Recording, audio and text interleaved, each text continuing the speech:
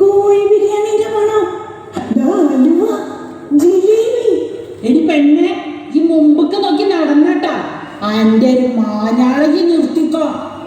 ഇതേ കോഴിക്കോട്ടങ്ങാടിയാണ്. എടി പാത്തു, ഇവിടെ പ്രേമലേഖന എഴുതി എസ്കേപ്പറ്റേക്കാട്ട് മൂപ്പര് മുട്ടായി തെരുവുക്ക് നോക്കിങ്ങാണ്ട് അങ്ങനെ ഇരിക്കുന്ന കണ്ട. ഈ ഉമ്മക്കൊന്നും അറിയില്ല. പ്രേമലേഖനല്ലമ്മ, നാടൻ പ്രേമം. എന്തെങ്കിലും ആട്ടെ, നമ്മൾ നടന്നൂട്, നടക്കാൻ കിട്ടും.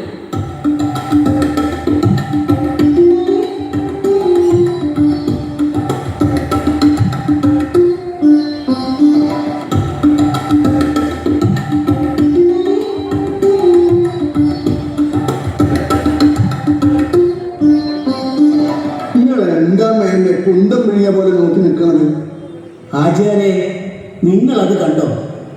16-ാം നൂറ്റാണ്ടിൽ സാമൂതിരി രാജാവായിരുന്ന മാനവേദൻ രാജ അദ്ദേഹത്തിൻ്റെ പടയാളികൾക്ക് കുളിക്കാനായി ഉണ്ടാക്കിയതാണ് മാനാഞ്ചിറ എന്ന് പിൽക്കാലത്ത് അറിയപ്പെട്ട മാനവേദൻ ചിറ. അല്ലാ, അതാ മേന്നെ നമ്മുടെ നാടകാചാര്യൻ KT മുഹമ്മദ്. മൂപ്പരെ തൊട്ടപ്പുറത്ത് തന്നെ വൈക്കം മുഹമ്മദ് ബഷീറിന്റെ പാത്തുമാന്റെ ആടുണ്ട്. എടോ, എത്ര എത്ര എഴുത്തുകാർ, സംഗീതജ്ഞർ, ചരിത്ര പണ്ഡിതന്മാർ, SK Pottekkatt, MT Vasudevan Nair, MGS Narayanan, Akkitham, Uroob, KP Kesava Menon, NP Muhammad, UA Khader, KT Muhammad, Kozhikode Abdul Khader, MS Baburaj തുടങ്ങിയ പ്രതിഭകൾ ധന്യമാക്കിയ ഇടമായതുകൊണ്ടാണോ കോഴിക്കോടിന് യുനെസ്കോ സാഹിത്യ നഗരം എന്ന പദവി ലഭിച്ചത്. ഇന്ത്യയിലെ ആദ്യത്തെ സാഹിത്യ നഗരി കോഴിക്കോട്. നമ്മൾ ഇന്ന് ബീക്കൺ കോഴിക്കോടിന്റെ അവാർഡ് വിതരണ ചടങ്ങിൽ എന്താണ് അവതരിപ്പിക്കുന്നത് ആചാര്യ?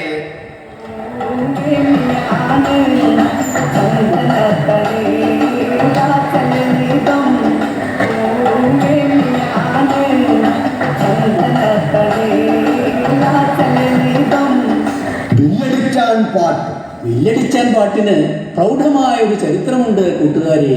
പ്രൗഢമായ ഒരു ചരിത്രം എന്ന് പറഞ്ഞാൽ, അതായത് തെക്കൻ തിരുവിതാംകൂറിലെ രാജാക്കന്മാർ വേട്ടയ്ക്ക് പോയി തിരിച്ചു വരുന്ന സന്ദർഭത്തിങ്കൽ കാനനത്തിൽ വിശ്രമിക്കുക പതിവായിരുന്നു.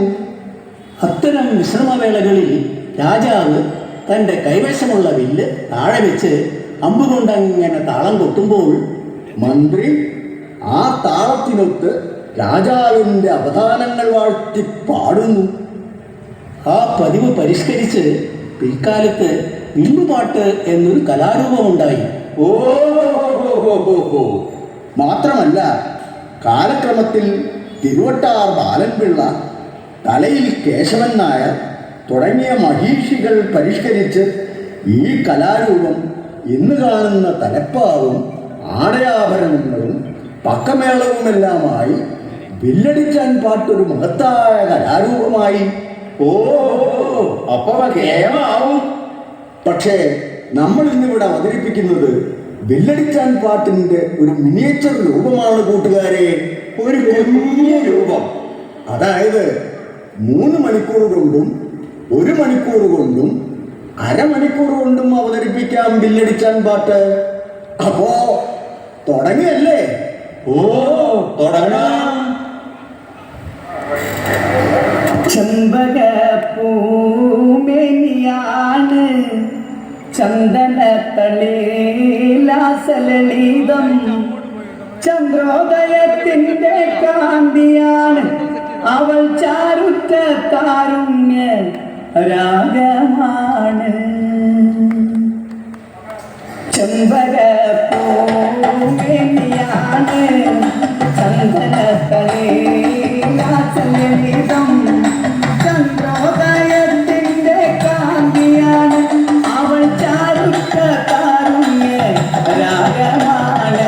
ചെമ്പകപ്പൂമേനിയാണ് ചന്ദനത്തളിലാസലളിതം, ചന്ദ്രോദയത്തിന്റെ കാന്തിയാണ് അവൾ, ചാരുറ്റ കാരുണ്യ രാഗമാണ്. അന്തൊരു നാട് പാട്ട്